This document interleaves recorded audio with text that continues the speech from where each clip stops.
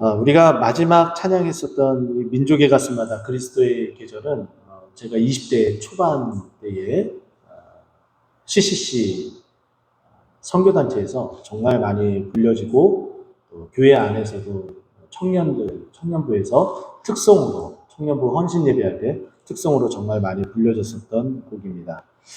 이 곡을 보게 되면은 이제 그 CCC 한국 CCC 총재였었던 김준건 목사님이 이 가사를 이제 작사를 했고 여기 보면은 이성균 목사님 곡을 이렇게 썼다 이렇게 되어져 있어요. 우리 김준건 목사님이 말씀하셨던 여러 가지 것 중에 이 우리나라 한국 대한민국 안에서 정말 지대한 영향을 끼쳤던 것 딱 하나만 딱 들자면은 백문일답입니다. 여러분 혹시 들어보셨나요? 100가지 질문을 하더라도 대답은 딱 하나밖에 없다. 그것이 뭐예요? 예수 그리스도라는 거죠. 그래서 서해안의 그 몽산포 해변에 정말 이 무더운 여름에 대학생들이 그곳에 앉아서 집회를 하고 김준건 목사님이 여러분들의 인생을 책임질 분은 누구입니까? 그럼 뭐라고 그래요?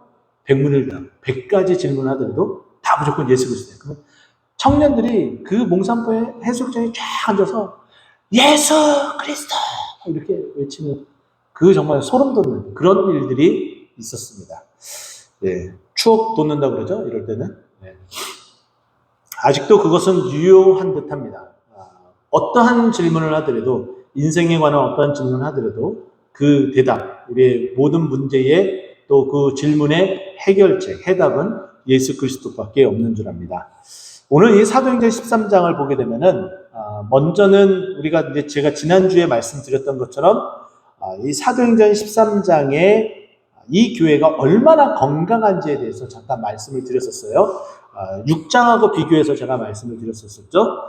여기 보게 되면은 다시 한번 설명해 드리자면 바나바, 니게르라는 시몬, 구레네 사람 루기오, 분봉왕, 헤롯왕, 적도세, 마나엔, 사울 다 한 사람 한 사람을 다 살펴보게 되면은 흠을 잡으려면은 한두 끝도 없이 잡을 수가 있어요. 그런데 이런 사람들을 다 교회의 지도자로 세웠다는 거, 이것이 굉장히 놀라운 것이고, 또 한 가지는 이 교회의 가장 주축이 될 수 있는 지도자를 선교사로 파송을 한다는 거예요. 근데 그 선교사를 임의적으로 파송하는 것이 아니라 오늘 여기 말씀 보면은 2절 말씀이 그것을 언급하죠.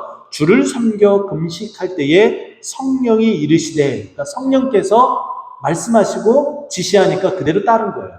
근데 그 성령이 어떨 때 임재했다고요?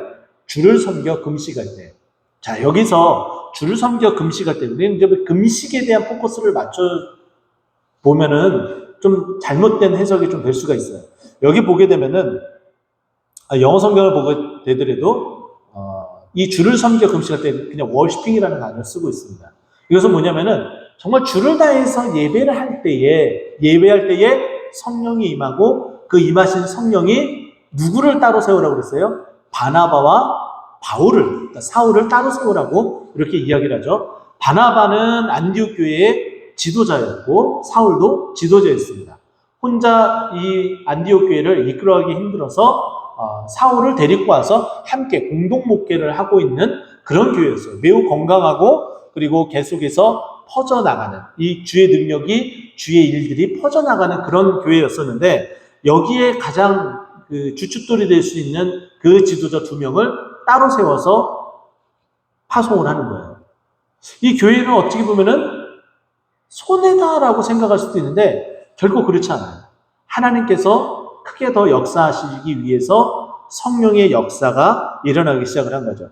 그래서 결국은 이 2 사람을 안수해서 보내게 되고 그 보낸 이 바울과 바나바가 처음에 들렸었던 곳이 오늘 본문에 나타나는 이 구브로 섬에 대한 이야기가 시작이 됩니다.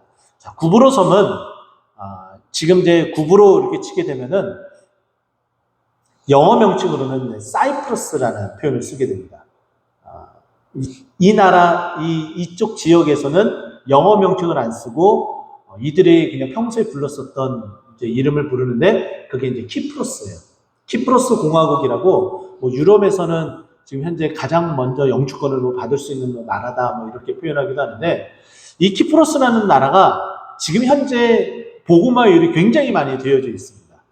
물론 우리가 믿고 있는 개신교에 대한 부분은 아니지만, 그리스 정교회가 어떠한 통계에 의하면은 뭐 최고 80%까지 복음화가 되어 있고 기독교라고 이제 지정이 되어져 있고, 뭐 18% 정도가 이슬람, 그리고 한 2% 정도가 기타 종교, 무교 뭐 이렇게 이제 지칭이 되어져 있는데, 이렇게 될 수밖에 없었던 게 사도 바울에 의해서 이 섬이 복음화가 되고, 여기 보게 되면 이 섬의 총독인 서기오 바울이 예수를 믿고 전체가 다 복음화되는.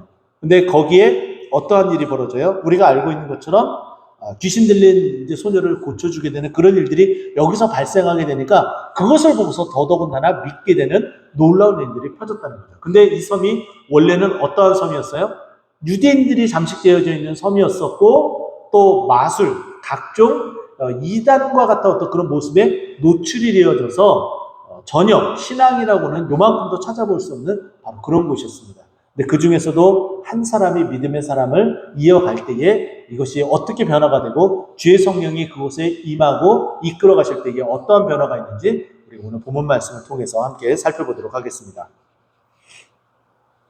4절 말씀 보면은 두 사람이 성령의 보내심을 받아 라고 되어 있어요. 여기 두 사람은 아까 13장 3절에 나타나는 이에 금식하며 기도하고 두 사람을 안수하여 보내니라. 여기에 말하는 바나바와 바울, 2절에 나오죠. 바나바와 사울을 따로 세우라. 그래서 이 두 사람을 파송해서 보냅니다. 실루기아에서 배를 타고 어디로 가요? 이 구브로, 키프로스라는 섬에 가게 됩니다. 지금 이 키프로스는 원래 이제 하나의 이제 섬이었었는데, 정치적 분쟁에 의해서 지금 현재는 북키프로스 공화국과 그냥 키프로스 공화국 이렇게 이제 둘로 나눠지고 있습니다. 북쪽에는 아까 제가 말씀드렸던 것처럼 18% 정도가 이슬람이 지금 이제 신앙의 색이 이렇게 나와 있다고 그랬잖아요. 근데 그게 그렇게 된 이유가 지금 이제 터키, 지금은 이제 튀에르키예르죠. 튀에르키예르가 이곳에 와서 분쟁을 하게 됩니다. 그래서 북쪽 지역은 튀에르키예르가 장악을 해서 거기 이제 정권이 이제 수립이 되고, 남쪽은 오래전부터 있었던 이 그리스에 할당된 이제 섬이었기 때문에 그리스 사람들이 여기에 이제 주둔해서 살아가고 있어요.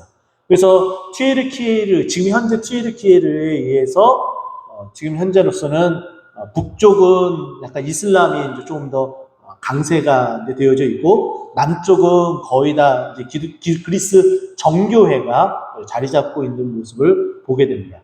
이 섬이 독립이 된 것은 2차 세계대전 이후에 1960년도에 들어서서 독립이 되고, 이와 같은 이제 포진들, 정치적 분쟁들 이런 것들이 이제 나오게 되는데, 이 구브로 섬은 이 지중해 연안에서 세 번째 큰 섬이라고 합니다. 그래서 꽤 큰 섬이고 많은 사람들이 또 알려져 있고 또 여행지로서도 굉장히 유명한 곳입니다. 키프로스 섬.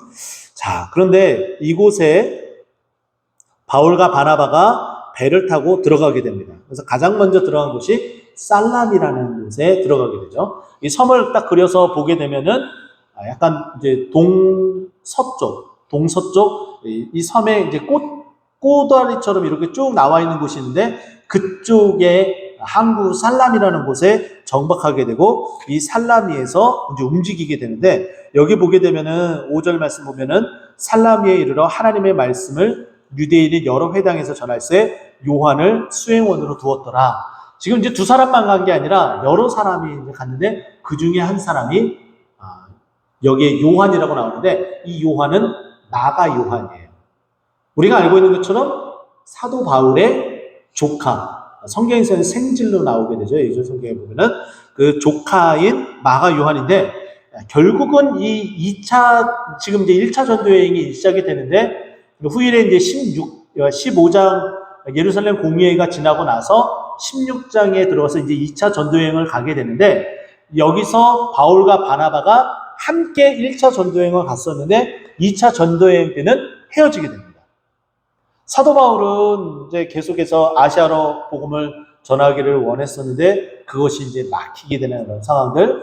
그리고 이제 바나바 같은 경우는 우리가 1차 전도여행 했었던 곳을 다시 가자라는 어떤 의견과 아니다, 우리는 아시아로 가야 된다라는 의견이 서로 상충이 되고 부딪히게 되고, 또 하나는 이제 2차 전도여행을 가게 되는데 이제 누구를 또 데리고 가느냐, 함께 동역할 사람이 필요한데 마가 요한을 데려가는 것이 옳다, 아니다, 기회를 줘야 된다라는 말과 그렇게 해서는 안 된다, 또 돌아가면 어떡하냐 라는 말들이 나와서 헤어지게 되는 어떤 그런 상황이 발생하게 되는데, 그 마가 요한입니다.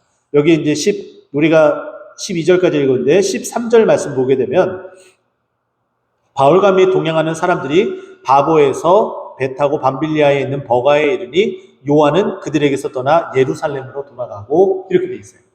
그러니까 이 마가 요한이 너무 힘들고 너무 어려우니까 돌아간 거예요. 웬만하면 같이 동행할 수 있는 그런 여력이 있겠죠. 왜냐하면 또한 이 마가는 마가복음을 기록한 자이고 또 예수님이 사랑하는 제자였단 말이에요. 그러니까 당연히 인내심도 있어요. 그런데 이 복음 전하는 것이 얼마나 힘들었으면은 나는 예루살렘에 돌아가겠다라고 얘기하면서 수행원으로 이렇게 갔다가 다시 돌아서 가게 되는 어떤 이런 모습들. 결국에는 좀 안타까운 모습이지만 어쨌든 마가가 기록한 또 마가의 또 행적들을 보게 되면은 이것 하나만으로 평가 전환을 해서는 안 되지만 어쨌든 요 부분에 대한 오점은 분명히 있습니다. 사도 바울과 바나바, 특히 이제 사도 바울이 가는 곳마다 회당에 먼저 들리게 됩니다. 이방인의 사도로 부름을 분명히 받았지만은 그는 계속해서 회당에 가서 자신의 동족 유대인들에게 복음 전하는 일을 게을리하지 않았습니다. 왜냐하면 접근성이 굉장히 용이했기 때문이에요. 왜냐하면 회당에 가게 되면은 쉽게 유대인들을 만날 수 있기 때문이고, 또 유대인들에게 성경을 풀어서 예수 그리스도를 설명하고 전하는데 매우 용이했기 때문이에요. 전혀 그런 밑바탕이 없는 사람들과 하게 되면은 논쟁이 일어나요. 우리가 알고 있는 것처럼 사도 바울이 아테네에 들어가서 철학적인 부분과 종교적인 부분이 혼합되어져서 아레오바고라는 그 광장에 가서 서로 논쟁을 하잖아요. 그러니까 그런 끊임없는 어떤 그런 논쟁이 어찌 보면은 복음이 잘 들어가지 않지만 유대인들은 신과는 분명히 있어요. 그렇기 때문에 이들에게 그 신이 바로 예수 그리스도라는 것을 성경을 풀어서 이야기하면 충분히 복음을 전할 수 있고 또 쉽게 만날 수 있기 때문에 회당이라는 곳을 선택해서 계속해서 복음을 전한다라는 것이죠. 그래서 그 결과도 나중에 계속해서 보게 되는 모습을 볼 수 있습니다. 자, 5절 이제 봤고요. 이제 사도 바울과 이제 바나바 이 일행이 6절 말씀 보면은 온 섬 가운데로 지나서 바보에 이르러 바예수라는 유대인 거짓 선지자인 마술사를 만나니라고 되어 있어요. 자, 여기 보게 되면 이 구브로라는 이 섬에 살람이라는 곳에 먼저 들려서 회당에 만나서 사람들에게 복음을 전했습니다. 그리고 여기에 나오는 이제 바보라는 것은 지금 현재도 이 지역 이름이 파포스라는 표현을 써요. 발음이 거의 비슷하죠?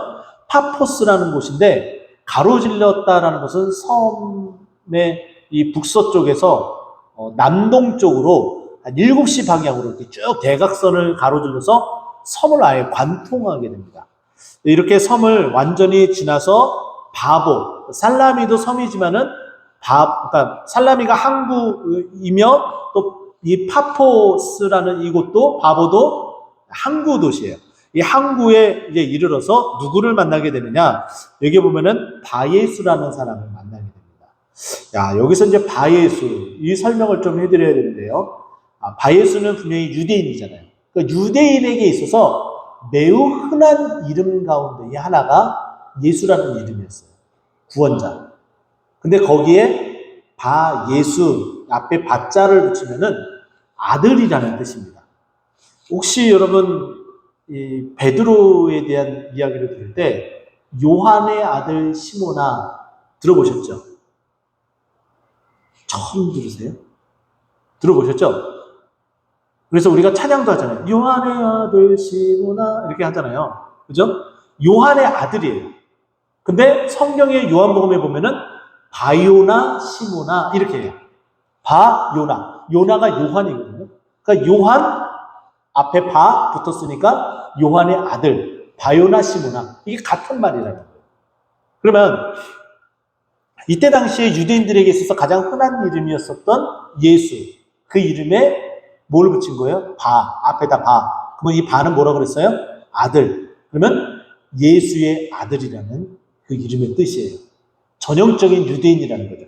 이런 것들을 여기에 보면 6절에 보면 유대인이라고 써있지 않더라도 이것만 보더라도 우리는 이런 지식을 갖게 되면은 이 사람이 유대인이었구나 라는 것을 쉽게 알 수가 있겠죠. 근데 이 사람이 유대인인 것뿐만 아니라 거짓 선지자이고 마술사라고 얘기를 해요.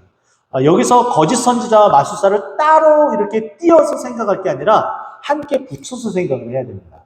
왜냐하면 유대인이니까 당연히 하나님의 말씀을 알고 이 하나님 말씀 아는 것을 가지고 사람들을 현혹을 하는 거예요. 근데 그냥 현혹하는 게 아니라 마치 선지자들이 뭐 회오리 바람도 일으키고 주의 불이 임하는 것을 나타나게 되고 뭐 그런 기적들을 많이 보여주잖아요. 그죠? 근데 그런 기적을 보여주는 것처럼 마술, 이 속이는 것 가지고 어떻게 했다는 거예요? 사람들을 내가 이런 능력이 있다. 거짓 선지자의 행세를 하기 위해서 어떻게 했다는 거예요? 마술을 부리고 있었다는 거예요. 좀 안타까운 말들을 좀 하고 싶은데요. 이제 교회에 뭐 각 교회마다 뭐 어떠냐 뭐 이런 말들도 있긴 하지만 제가 여러분들과 함께 신앙생활 하는 한 안에서는 전도 집회를 위해서 특히 뭐 어린이 전도 집회를 위해서 외부 강사를 초청하는데 마술쇼 뭐 이런 거 하는 경우도 있어요. 교회에서. 혹시 보신 적 있으신가요? 네, 종종 있습니다. 마술쇼를 통해서 전도한다 해가지고 무슨 전도사님 뭐 해가지고 이렇게 홍보도 하고 이렇게 전도 집회도 다니시는 분도 계세요. 예수 그리스도는 물론 전하겠죠. 전하지만은 가장 기본적인 부분들이 좀 결렬되어 있다라는 생각을 갖습니다.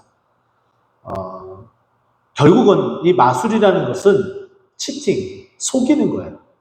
거짓의 아비, 사단이 해야 될 그 일들을 교회 안에서 사람들의 눈을 현혹하고 속이고 그리고 나서 예수 그리스도를 전한다? 이거는 굉장히 이율배반적인 어떤 그런 모습이라는 거예요. 그런데도 조금은 신앙적인 자유스러운 좀 색깔을 띠고 있는 그런 교회에서는 당연히 그런 분들을 강사로 초빙해서 이렇게 전도 집회를 하는 경우들도 종종 볼 수가 있습니다. 여러분들은 결코 그렇게 해서는 안 됩니다. 제가 여러분들에게 안 되는 몇 가지를 말씀을 드렸었죠. 천국이 있다 뭐 하면서 하는 집회를 가면 된다 안 된다? 도움이 되는 것은 있지만은 제가 말씀드렸잖아요. 그곳에 가서 그런 간증을 들어서 그래 맞아 천국이 있어. 이 신앙과 성경이 천국이 있다 말하는데 그것을 믿고 천국이 있다 그 마음속에 딱 가지고 있는 그 신앙과 어느 게 진짜겠어요? 한번 생각해 보세요.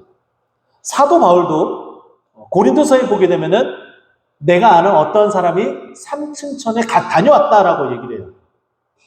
본인의 이야기인데 본인이라고 밝히지를 않아요. 희한하게도. 근데 종종 보게 되면은 뭐 천국에 다녀왔다고 해가지고 이렇게 수많은 어떤 책들도 나오게 되고 하는데 그런 거에 정말 현혹돼서는 안 됩니다. 성경이 말하는 것을 믿어야 된다는 거죠. 아울러서 이렇게 말씀을 드렸고요. 여기 보게 되면 계속해서 선지자인 그 마술을 통해서 자신이 선지자인 것을 거짓으로 표현하고 있는 것이 바로 이 바예수라는 사람이었습니다. 근데 특이하게도 여기 7절 말씀 보면은 이런 경우가 분명히 있어요. 있기 때문에 이렇게 나오게 되는데, 그가 총독 서기오 바울과 함께 있으니, 이쪽 이 구브로 섬을 관할하고 있는 총독이 있습니다. 그 사람의 이름이 서기오 바울이에요. 근데 이 사람이 한번 보세요. 7절 말씀 보면은 지혜 있는 사람이라 라는 거예요. 그래서 이 지혜라는 것은 이 지역이 이때 당시에는 그리스의 관할이라고 했잖아요. 그러면 당연히 지혜, 철학 이것에 굉장히 관심이 많은 거는 사실입니다. 자, 그러면 이렇게 관심이 많으면은 어떠한 이야기를 들어서 그것을 내 것으로 삼으면은 다른 어떠한 누군가에게도 자랑할 수 있는 거리가 되는 거예요. 어떤 일반적인 어떤 철학뿐만 아니라 어떤 종교적인, 내가 어디서 이런 종교에 대한 이야기를 들었는데, 이런 부분도 있고, 여기서 말하는 것은 이것이고 하면서 자신의 지식을 자랑할 수 있는 한 가지 방편이 된다는 거죠. 그래서 근데 이 사람은 그와 같은 지혜뿐만 아니라 종교성도 있었습니다. 그래서 여기 보게 되면은 바나바와 사울을 불러 하나님의 말씀을 듣고자 하여, 종교성도 있었지만은 또한 또 뭐였다는 거예요? 지혜를 향한 그 갈구함이 있었던 거예요. 근데 누구하고 함께 있었다고요? 유대인. 그러니까 유대인을 통해서 이미 성경에 대해서 들은 바는 분명히 있을 것으로 저는 여겨지고요. 또 이와 같이 새롭게 이 사도 바울이 또 와서 이렇게 얘기를 하니까, 바나바 얘기를 하니까는 이 말씀을 어쨌든 듣고자 이렇게 함께 하게 됩니다. 그럼 다시 8절에 들어가면은 이 마술사 바예수라는 사람에 대한 설명이 나오는데, 엘루마라고 얘기를 해요. 이 엘루마는 마술사라는 그 이름의 뜻이고, 이 마술사 엘루마가 그들을 대적하여 총독으로 믿지 못하게 했으니, 아까 이야기를 했잖아요. 거짓 선지자이고 유대인이고, 그러면은 예수를 전하는 바울과 바나바가 매우 싫은 거예요. 자신의 영역이 축소되기 때문이고, 또 유대인들이 가장 싫어하는 예수 그리스도를 전하기 때문에 당연히 이 바예수도 너무나 싫었던 거예요. 자기의 권한 아래 이 총독 서기오 바울이 자신의 그 유대교를 따를 수 있게끔 하려고 준비를 했었을지도 모릅니다. 자, 그런데 이렇게 바울과 바나바가 와서 예수를 전하고 예수를 믿게끔 하나님의 말씀을 전하려고 하니까 그것이 너무나 싫었기 때문에 어떻게 해요? 여기 8절 말씀 보면은 그 총독으로 예수를 믿지 못하게 힘쓰고 있습니다. 그러나 아무리 그렇게 힘을 써도 성령의 역사는 막을 수 있어요? 없어요? 막을 수 없습니다.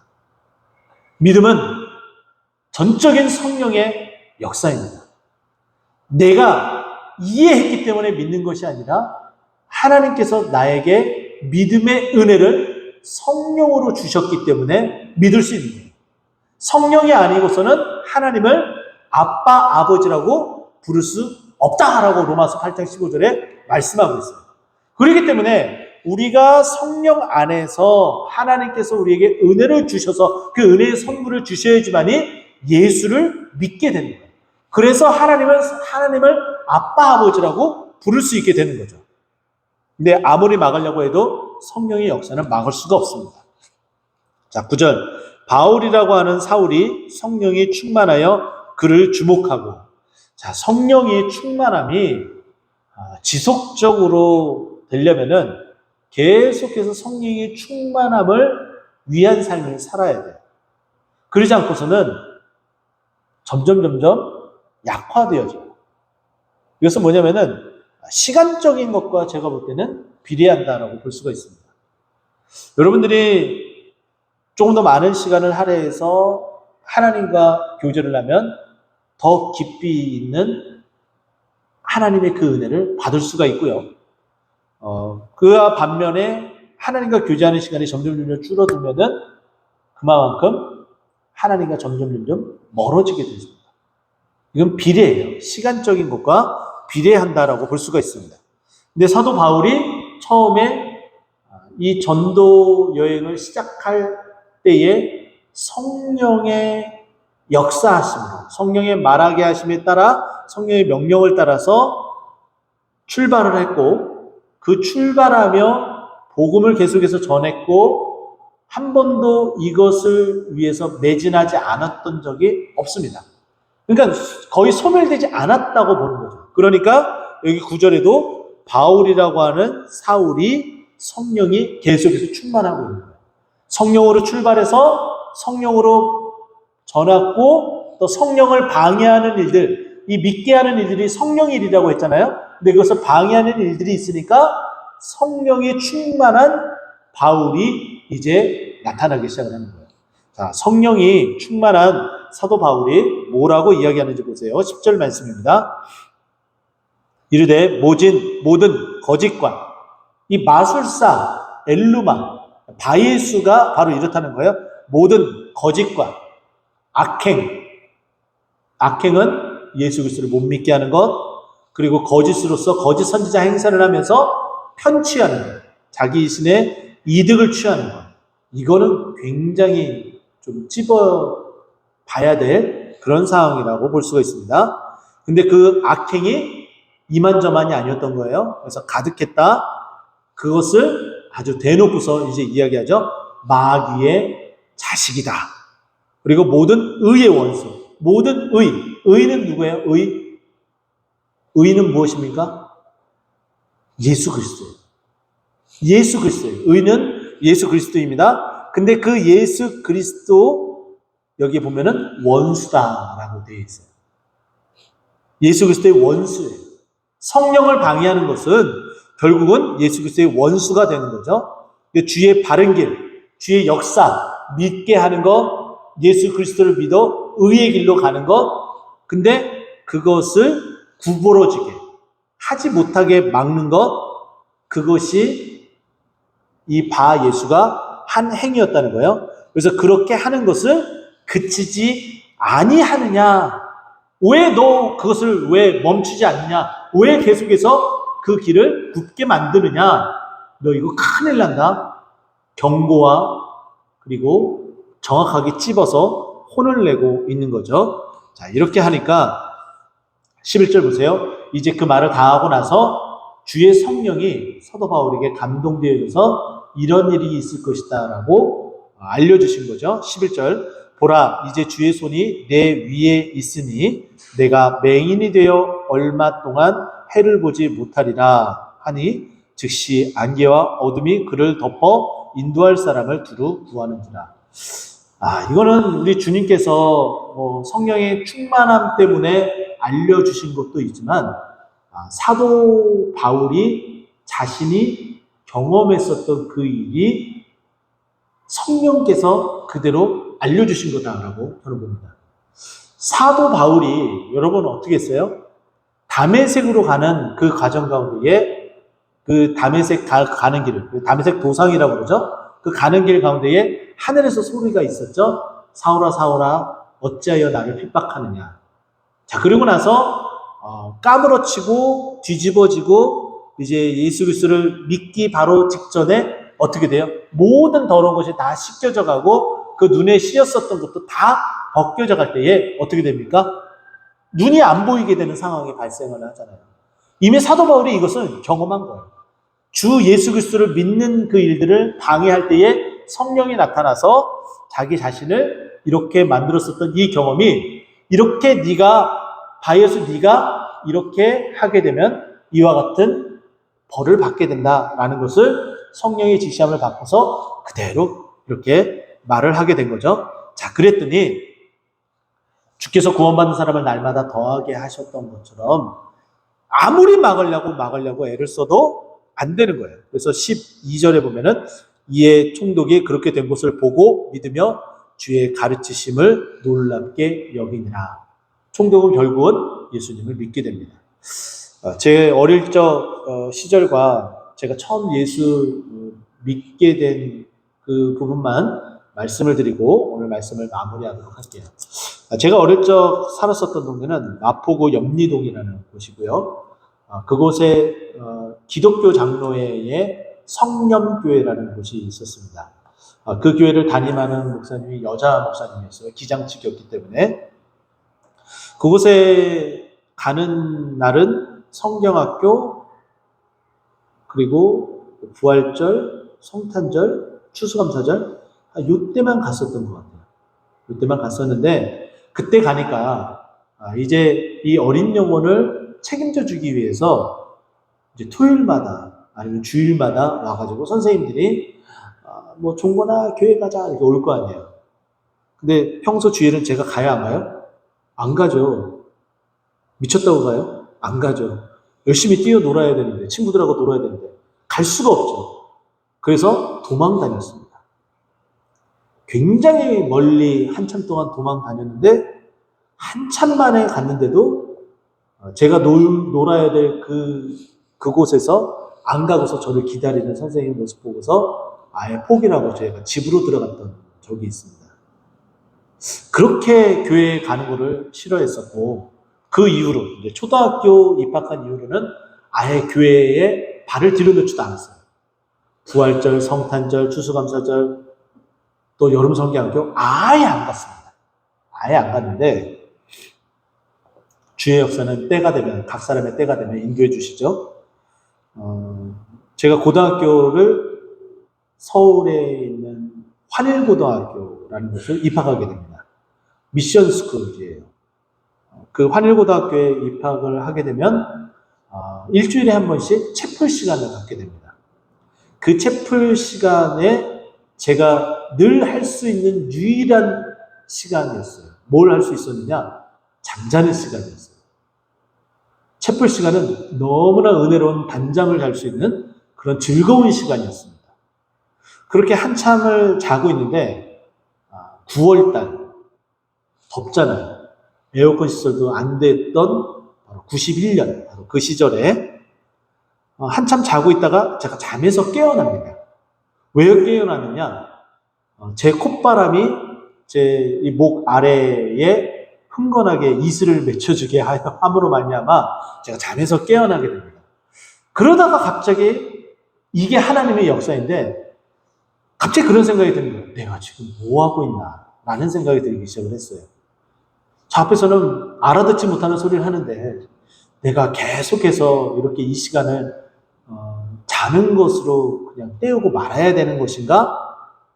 라는 생각이 갑자기 들어요. 의뢰에 나는 그 시간에 그렇게 지내는 시간이었는데, 그러면서 내가 이 시간을 잠자지 않고 좀 집중해서 무슨 말 하는지 좀 들어볼까? 그렇게 시작해서 채플에 조금 더 집중하고 그러면서 교회 다니기 시작한 게 지금에 이르게 되었습니다. 성령의 역사는 초등학교 1학년 이후 고등학교 1학년에 이르기까지 긴 시간 동안 기다리고 계셨던 거예요. 그리고 제가 살고 있는 그 집에서 소위 말해서 연합고사를 보고서 고등학교 입학을 가까운 곳에 배정되면 좋은데 하필이면 제일 멀었었던 미션 스쿨로 가게 되고 거기서 또 3월 달부터 시작해서 9월 초에 이르기까지 시간적인 여유를 두었다가 하나님의 그때가 딱 되니까는 예수를 믿게 합니다. 마찬가지로 오늘 본문 속에서도 이 바 예수와 또 동일하게 여기 나타나는 서기오 바울과 똑같은 사도 바울을 만났는데 누구는 예수를 더 믿게 되고 누구는 예수를 믿게 하는 일을 방해하는 마귀의 자식이라는 이름을 듣게 되는 그런 일들이 발생하게 됩니다. 여러분들은 당연히 서기오 바울처럼 때가 되어서 하나님을 아빠 아버지라고 부르고 성령의 인도하심에 따라 이 자리에 앉아 계시는 거겠죠? 그 역사가 여러분 꼭 기억하고 간직하시고 또 뿐만 아니라 여러분 주위에 여기에 나타나는 바예수라는 그런 사람의 어떤 모습을 가지고 있는 우리 주위에 분들이 계시다면은 꼭 그분들에게 바울처럼 또 바나바처럼 복음을 또 전해서 그도 성령의 역사로 예수를 믿고 여기 나타나 있는 것처럼 그 은혜 가운데 들어가는 믿음의 사람 될 수 있도록 힘쓰고 애쓰는 우리 모두가 되었으면 좋겠습니다. 기도하겠습니다.